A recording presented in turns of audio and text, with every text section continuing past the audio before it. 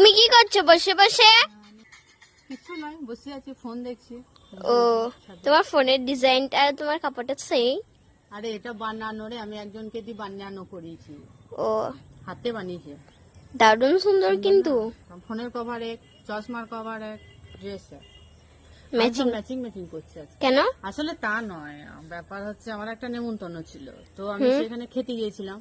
হুম খেয়ে এসে এখন আমি ড্রেস চেঞ্জ করি নাই, ছাদে বিকালে যা আমি যেদিন বাড়িতে থাকি সেদিন তো আমি বিকালে ছাদে বসি জানিস, হুম। তো আমি ছাদে এসে বসে পড়েছি। আর সেটাও বড় কথা না, বড় কথা হচ্ছে রাত্রিবেলায় আবার নেমন্তন্ন আছে।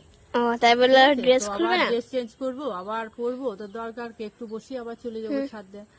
আর এই যে মানে রকেট রকেট, আগে যখন ছোট ছিলাম না, তখন ছোটবেলাতে দেখ সুন্দর সুন্দর রকেট যেত আর কি, ঠিক আছে। হুম।